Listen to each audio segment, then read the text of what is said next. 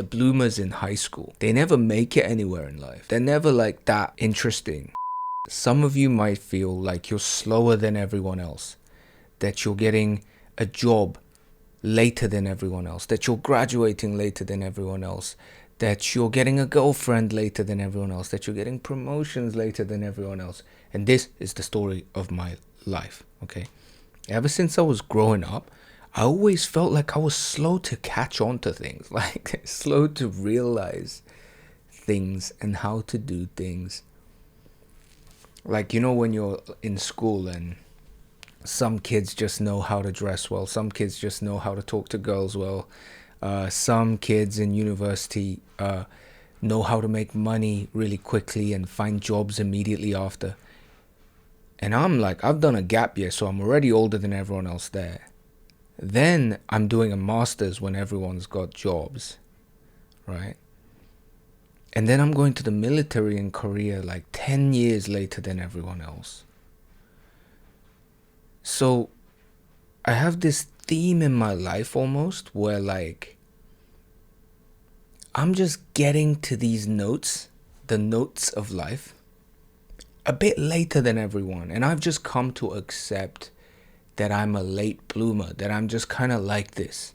Like even this whole gig, like I make me making money and like, yeah, just basically having a job, we can say, is a relatively new thing. It's like been a year and a half, maximum 2 years since I've been really making like money through this coaching and content creation. Whereas all my friends have been doing it for years and years. I could go on and on, right? But the point, the real point that I'm trying to make is first of all that if you're like me, if you're a bit slow to get to these notes, it's okay. Like it's all right, because you eventually get there in the end, right? Just ask yourself, there are some things you only realize this if you eventually get there, right? And when you eventually get there, you realize you got there, so it doesn't really matter. You just got there a little bit slower than everyone else. That's fine. It's all right. And I'm going to tell you why it's all right. But before I do that, let me tell you a little bit about some of the examples, right? So let's use those examples. Nowadays, I'm 31 now, and I kind of get how to dress reasonably well. I was never fashionable growing up. I never knew how to dress in a way that was good for my body type. I didn't understand fits and colors and all this kind of stuff, materials. But there were people that, like these people, these guys and girls who just kind of knew that already, right? But I didn't know that. But maybe they knew it because they just had this artistic taste, or maybe they've got siblings that are into that, so they got like pulled into it a little bit. Maybe that's just their main focus of interest. But in any case, they just knew how to kind of curate their body and their fashion in a nice way. And I knew that those guys were fashionable. I just didn't know how to do it for myself. But now, many years later, slower than everyone else, I kind of got there and I kind of get it now. And now I look back and I'm like, for freaking 10 years, I've been dressing like just not well. I can't believe I've just been so foolish. But I got there. And the same thing is true when you talk of like girls. There are guys in high school, for example, who like have girlfriends earlier and just know how to talk with girls earlier and things. And, you know, I felt I was a bit slower than everyone else in that respect as well. In making money and getting a job, like I talked about. So, the cool thing is that once I caught this idea, I stopped kind of judging myself for being a bit slow. I just said, you know what? I'm just a late bloomer. I'm just gonna get there a little bit, like a couple years, 3 years later than everyone. But eventually I do get there. And the reason it's kind of cool is that if you get there too fast, whatever it is you want,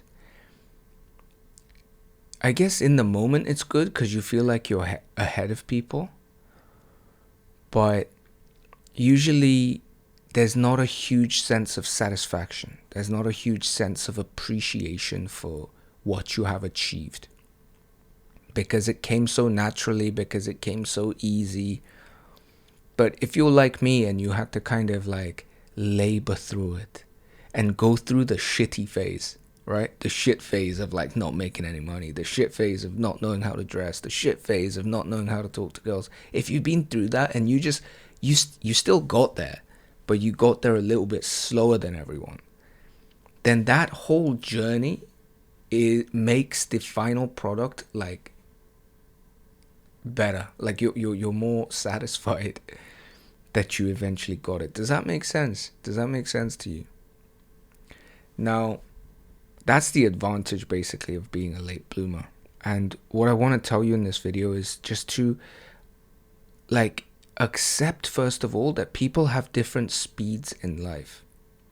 And if your speed is slower than someone else's, that doesn't mean that you're stupid or that you're worse. It just means you get there just a little bit. You're just like a late bloomer. You're just like a pine tree, or like, you know, one of those flowers that bloom like kind of late, rather than like a rose that blooms really fast and then fades really fast. See, these guys that bloom really fast, they also fade. You know, like there's this saying like the coolest guys in high school, or like the bloomers in high school, they never make it anywhere in life. They're never like that interesting. Do you know what I mean? Of course, there probably are exceptions and stuff, but it's usually these like outcasts people that were just nobodies in school that end up somewhere. It's interesting how that happens, and you'll see countless examples of this.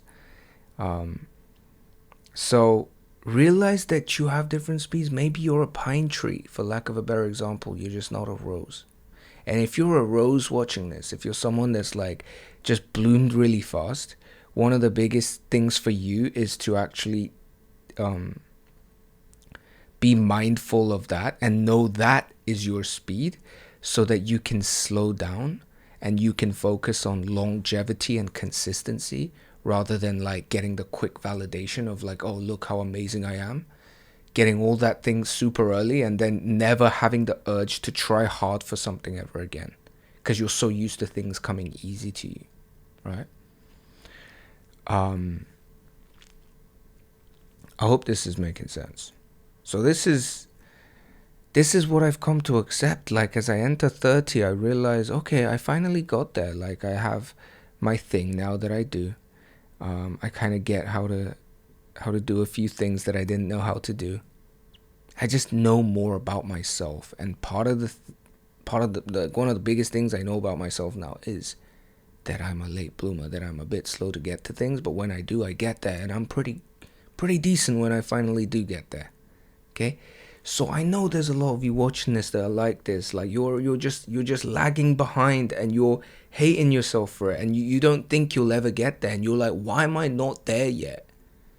You'll get there. You'll get there if you accept your speed, and that you're just like one of those flowers that blooms late, you know? And each flower, each tree, each thing has its own speed of flourishing, right? It has its own speed, and it's almost in the essence of the plant itself. And we don't say the rose is better than a pine tree. Like I just say a pine tree because I don't know any flowers that bloom slow, right? Pine tree never blooms, it's forever, right? But like, imagine a pine tree is something that is slower, which it is, I think.